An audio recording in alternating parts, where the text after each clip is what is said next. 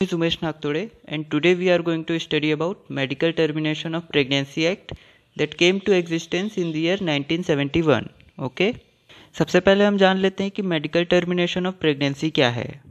Termination of pregnancy को basically abortion भी कहा जाता है, जिसे हम हिंदी में गर्भपात भी कहते हैं। अगर टर्मिनेशन ऑफ प्रेगनेंसी को लीगली किया जाए with proper rules and regulations तो उसे हम मेडिकल टर्मिनेशन ऑफ प्रेगनेंसी कहेंगे। सबसे पहले हम इस एक्ट के हिस्ट्री के बारे में जान लेते हैं। पुराने ज़माने में इंडिया में कॉन्ट्रासेप्टिव्स इतने वेल डेवलप नहीं थे जितने कि आज हैं, एंड ड्यू टू इलिटरेसी यहाँ पर बर्थ कंट्रोल मेथड का भी यूज़ नहीं किया जाता था, जिसके वजह से प्रेगनेंसी काउंट बहुत तेज़ी से बढ़ रहा था और उसके साथ साथ में लोग प्रेगनेंसी को टर्मिनेट भी करवा रहे थे।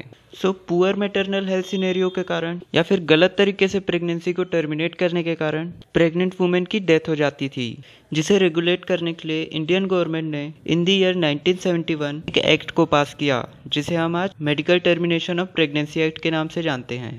Medical termination of pregnancy act को हम इन शॉर्ट एमटीपी एक्ट भी कहते हैं और ये 1 अप्रैल 1971 में इंडियन पार्लियामेंट से पास हुआ था।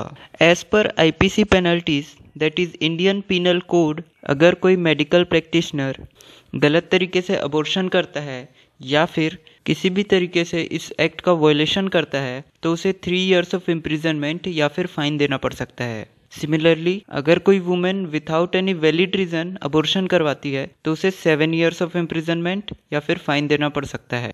इसके अलावा इस एक्ट में बताया गया है दैट द फीटस, जिसे हम हिंदी में भ्रूण भी कहते हैं, has the right to live. यह एक्ट 1 अप्रैल 1971 में पार्लियामेंट से पास हुआ था एंड 1972 तक इसे ऑल ओवर इंडिया में एम्पावर कर दिया गया था।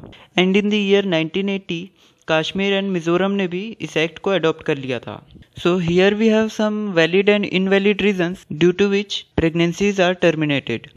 Unwanted sex, sexual violence, unwanted pregnancy, तो ये सारे कुछ रीजंस है जिसके वजह से लोग अबॉर्शन करवाते थे। Then desire of son, it is the most common reason due to which pregnancies are terminated before this act. तो पुराने ज़माने में लोग प्रेगनेंसी में सेक्स डिटर्मिनेशन करवाते थे और लड़का होने पर प्रेगनेंसी को कैरी ऑन किया जाता था और लड़की होने पर प्रेगनेंसी को टर्मिनेट कर दिया जाता था। सो इन सारी चीज़ों को ही रेगुलेट करने के लिए medical termination of pregnancy act को बनाया गया है।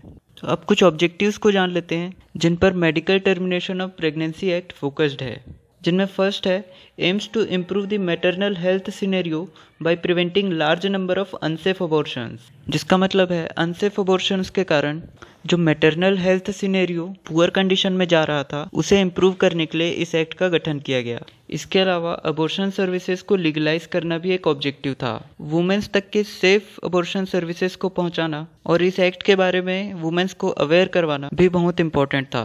Other than this act offers protection to medical practitioner who otherwise would be penalised under the Indian penal code section 315 and 316। जिसका मतलब है according to Indian penal code section 315 and 316 एक registered medical practitioner को punish किया जा सकता था due to unsafe abortion. So medical termination of pregnancy act, जिसे हम इन शॉर्ट एमटीपी एक्ट भी कहते हैं, इसमें कुछ प्रोविजंस दिए गए हैं जिसके अकॉर्डिंग मेडिकल प्रैक्टिशनर प्रेगनेंसी को टर्मिनेट कर सकता है with a valid reason. Okay, यहाँ पर एमटीपी एक्ट को अच्छी तरह से समझने के लिए हमने medical termination of pregnancy act को स्प्लिट कर दिया है अलग अलग पार्ट में, जैसे एमटीपी एक्ट क्या है, एमटीपी रूल्स क्या है, एमटीपी रेगुलेशंस क्या है। ओके, इसमें एमटीपी एक्ट हमें बताता है कि प्रेगनेंसी को कब और कहाँ पर टर्मिनेट किया जा सकता है।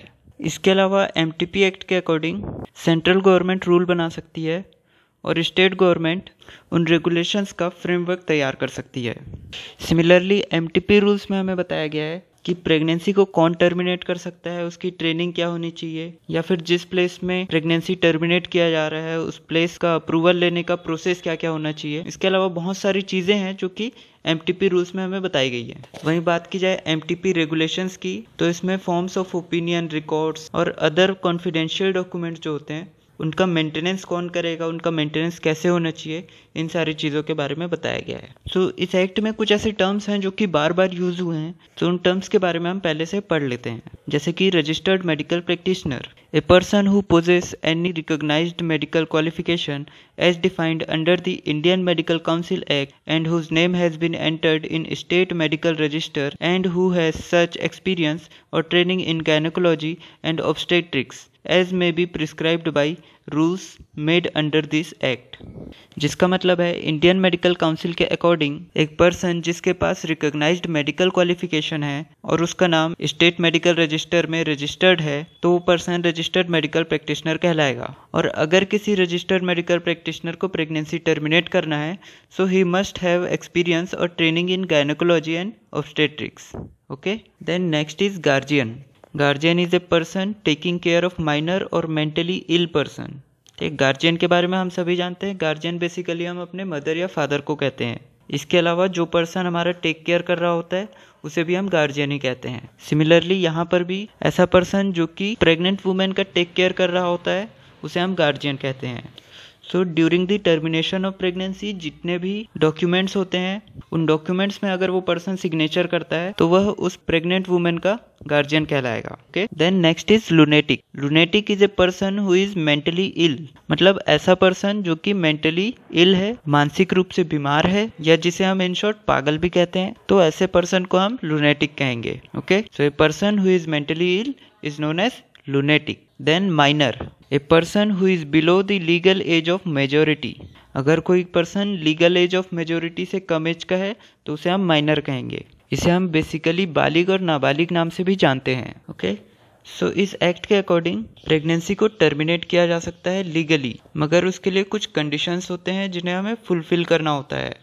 सो अब हम पढ़ने वाले हैं कि लीगली प्रेगनेंसी को टर्मिनेट करने के लिए क्या क्या कंडीशंस होते हैं और कौन सा पर्सन प्रेगनेंसी को लीगली टर्मिनेट कर सकता है। Okay, so first condition is when the pregnancy is less than 12 weeks. So यहाँ पर सबसे पहला कंडीशन है pregnancy must be less than 12 weeks, मतलब 12 हफ्तों से अगर कम है प्रेगनेंसी तो उसे टर्मिनेट किया जा सकता है। Okay, then next is when the pregnancy is exceed 12 weeks but not more than 20 weeks, the opinion of two registered medical practitioners sought that the continuation of pregnancy would have serious risk to pregnant women along with grave injury to the physical or mental health, or there is a grave risk to the child to be born with certain abnormalities or seriously handicapped। अभी हमने देखा कि pregnancy अगर 12 week से कम है तो हम उसे टर्मिनेट कर सकते हैं, लेकिन अगर प्रेगनेंसी 12 वीक से ज़्यादा हो चुकी है तो भी प्रेगनेंसी को टर्मिनेट किया जा सकता है, लेकिन उसके लिए भी कुछ कंडीशंस हैं। अगर प्रेगनेंसी 12 वीक्स और 20 वीक्स के इन बिटवीन पीरियड में है तो प्रेगनेंसी को टर्मिनेट करने के लिए हमें 2 रजिस्टर्ड मेडिकल प्रैक्टिशनर से ओपिनियन लेना पड़ेगा, और अगर ये रजिस्टर्ड मेडिकल प्रैक्टिशनर्स का अप्रूवल मिलता है तो प्रेगनेंसी टर्मिनेट किया जा सकता है। अब रजिस्टर्ड मेडिकल प्रैक्टिशनर जो अप्रूवल देने वाला है, इनके अप्रूवल देने पर भी कुछ कंडीशंस हैं। अगर रजिस्टर्ड मेडिकल प्रैक्टिशनर ये फाइंड आउट करता है कि प्रेगनेंसी को कंटिन्यू करने से प्रेग्नेंट वुमेन की जान का खतरा है या फिर उसके फिजिकल या मेंटल हेल्थ पर इफेक्ट पड़ रहा है तो वह टर्मिनेशन के लिए अप्रूवल दे सकता है। सिमिलरली अगर मेडिकल प्रैक्टिशनर ये फाइंड आउट करता है कि जो चाइल्ड बॉर्न होने वाला है या पैदा होने वाला है वो अगर एबनॉर्मल है या हैंडीकैप्ड है तो भी टर्मिनेशन के लिए अप्रूवल दे सकता है। अब इसे एक समराइज्ड वे में समझ लेते हैं। अगर प्रेगनेंसी लेस देन 12 वीक्स है तो उसे विदाउट एनी कंडीशन टर्मिनेट किया जा सकता है। अगर pregnancy in between 12 weeks and 20 weeks है तो उसे टर्मिनेट करने के लिए हमें 2 रजिस्टर्ड मेडिकल प्रैक्टिशनर की अप्रूवल की ज़रूरत पड़ेगी। अब ये अप्रूवल कैसे मिलेगा? अगर प्रेगनेंसी कंटिन्यू करने से प्रेग्नेंट वुमेन के मेंटल या फिर फिजिकल हेल्थ में प्रॉब्लम आ रही है या फिर जो बच्चा पैदा होने वाला है अगर वो एबनॉर्मल है या हैंडीकैप्ड है तो ऐसे सिचुएशन में प्रेगनेंसी टर्मिनेट करने का अप्रूवल दिया जा सकता है। Okay, next is The registered medical practitioner may terminate a pregnancy of a woman who is less than 18 years of age or lunatic with written consent of her guardian। अगर pregnant women की as less than 18 years है या फिर वो women lunatic है या जिसे हम कह सकते हैं मेंटली इल है तो रजिस्टर्ड मेडिकल प्रैक्टिशनर प्रेगनेंसी को टर्मिनेट कर सकता है ओनली विथ द अप्रूवल और written consent of her guardian. जिसका मतलब है अगर women below the age of 18 year है या फिर लुनेटिक है तो फिर उसके गार्जियन के रिटर्न कंसेंट से, उसके गार्जियन के अप्रूवल से रजिस्टर्ड मेडिकल प्रैक्टिशनर प्रेगनेंसी को टर्मिनेट कर सकता है। इसके अलावा रजिस्टर्ड मेडिकल प्रैक्टिशनर कोर्ट के जजमेंट से भी प्रेगनेंसी को टर्मिनेट कर सकता है। सो ये कुछ रीजंस थे जिनके अकॉर्डिंग प्रेगनेंसी को टर्मिनेट किया जा सकता है लीगली। अब हम देखते हैं कि ऐसे कौन से प्लेसेस है जहाँ पर पे प्रेगनेंसी को लीगली टर्मिनेट किया जा सकता है। In which first is hospital established and run by government. ऐसा हॉस्पिटल जो कि गवर्नमेंट द्वारा इस्टेब्लिश किया गया है या फिर गवर्नमेंट जिस हॉस्पिटल को रन कर रही है, ऐसे हॉस्पिटल में प्रेगनेंसी को टर्मिनेट किया जा सकता है लीगली। इसके अलावा a place approved for this purpose for this act by government. इस एक्ट के अकॉर्डिंग जो प्लेस अप्रूव्ड है, ठीक है, इसका अप्रूवल का प्रोसेस हम लोग आगे पढ़ने वाले हैं। जो प्लेस अप्रूव्ड है फॉर दिस पर्पस, यानी कि टर्मिनेशन ऑफ प्रेगनेंसी के लिए जो प्लेस अप्रूव्ड है बाय द गवर्नमेंट, तो ऐसे प्लेस में प्रेगनेंसी का टर्मिनेशन किया जा सकता है। Next is every registered medical practitioner who terminates any pregnancy should certify the termination in the prescribed form 1 with in 3 hours of termination. Pregnancy terminate करने के 3 घंटे के अंदर रजिस्टर्ड मेडिकल प्रैक्टिशनर को फॉर्म 1 में सर्टिफाई करना होता है कि उसने उस प्रेगनेंसी को टर्मिनेट किया है। Okay, so here we have sample of form 1। Case में हम देख सकते हैं कि name and qualification of registered medical practitioner दिया हुआ है। इसके अलावा एड्रेस एंड क्वालिफिकेशंस और सर्टिफिकेशन दिया हुआ है, जिस पर रजिस्टर्ड मेडिकल प्रैक्टिशनर को विद इन 3 आवर सिग्नेचर करना होता है और सर्टिफाई करना होता है कि उसने उस पर्टिकुलर वुमेन का प्रेगनेंसी को टर्मिनेट किया है with a valid reason. Okay, now we will see who can terminate the pregnancy. इसका मतलब है एक पर्सन या फिर रजिस्टर्ड मेडिकल प्रैक्टिशनर जो कि प्रेगनेंसी को टर्मिनेट करने वाला है, उसकी क्या क्या क्वालिफिकेशंस होनी चाहिए, ये सारी चीज़ों के बारे में हम लोग इसमें पढ़ने वाले हैं। MTP rules 1975 prescribe the experience or training in gynecology and obstetrics that a registered medical practitioner should have to terminate any pregnancy. 1975 में medical termination of pregnancy act का जो अमेंडमेंट आया था, इस अमेंडमेंट में बताया गया था कि रजिस्टर्ड मेडिकल प्रैक्टिशनर को एक्सपीरियंस और ट्रेनिंग होना चाहिए in obstetrics and gynaecology to terminate any pregnancy. Okay, अब ये जो एक्सपीरियंस है ये कम से कम 3 साल का होना चाहिए in the practice of gynaecology and obstetrics. Okay, other than this registered medical practitioner को इंडियन मेडिकल रजिस्टर में रजिस्टर्ड होना बहुत ज़्यादा इंपॉर्टेंट है after the commencement of this act. Okay, other than this अगर रजिस्टर्ड मेडिकल प्रैक्टिशनर के पास post graduate degree है या डिप्लोमा है in the gynaecology and obstetric, और इस पीजी डिप्लोमा और डिग्री के ड्यूरेशन में अगर उस रजिस्टर्ड मेडिकल प्रैक्टिशनर ने कोई एक्सपीरियंस या फिर ट्रेनिंग गेन किया है, तो उस एक्सपीरियंस और ट्रेनिंग को भी कंसिडर किया जाएगा। Okay, then next is approval of place.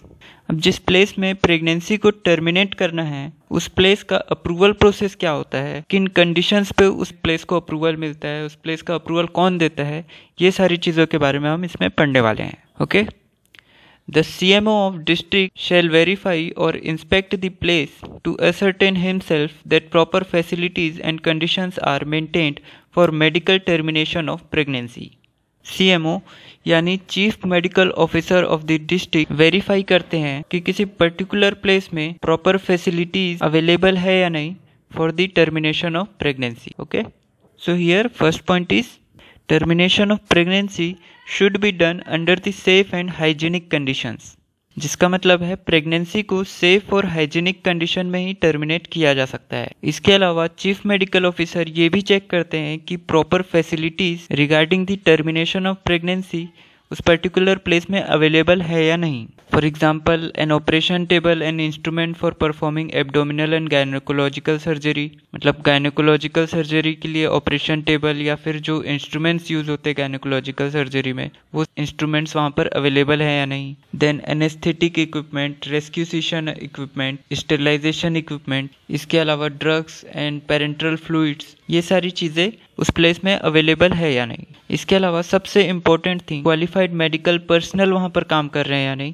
ये सारी चीज़ें चीफ मेडिकल ऑफिसर जो है चेक करते हैं। Okay, after that maintenance of records. इसमें हम पढ़ेंगे प्रेगनेंसी टर्मिनेट करने के पहले और उसके बाद में क्या क्या रिकॉर्ड्स हैं जिन्हें मेंटेन करना चाहिए और उसे कौन मेंटेन करने वाला है। Okay, so records to the admission of women for termination of pregnancy should be maintained by head of the hospital और the owner of the approved place। जिसका मतलब है अगर कोई वुमेन का एडमिशन प्रेगनेंसी टर्मिनेट करने के लिए हुआ है तो उसका रिकॉर्ड ऑफ एडमिशन हॉस्पिटल के हेड के द्वारा मेंटेन किया जाना चाहिए। ओके, सो ये जो एडमिशन रजिस्टर्ड है ये एक सीक्रेट डॉक्यूमेंट है, so it should not be disclose to any person except the person who is mentioned under this act. Okay, मतलब एडमिशन रजिस्टर एक सीक्रेट डॉक्यूमेंट है, इसका कोई भी इंफॉर्मेशन हमें डिस्क्लोज नहीं करना है किसी भी पर्सन को।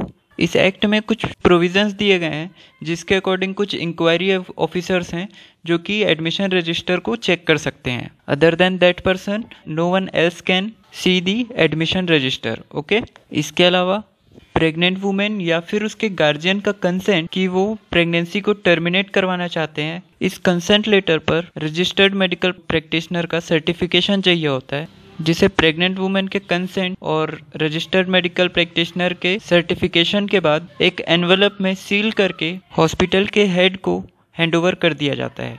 इस एनवलप में सीरियल नंबर मेंशन किया जाता है जो कि उस पर्टिकुलर प्रेग्नेंट वुमेन को असाइन किया गया है। इस एनवलप में प्रेग्नेंट वुमेन का नेम सीक्रेट रखा जाता है। Then every admission register shall be destroyed on the lapse of 5 years from the date of last entry in register।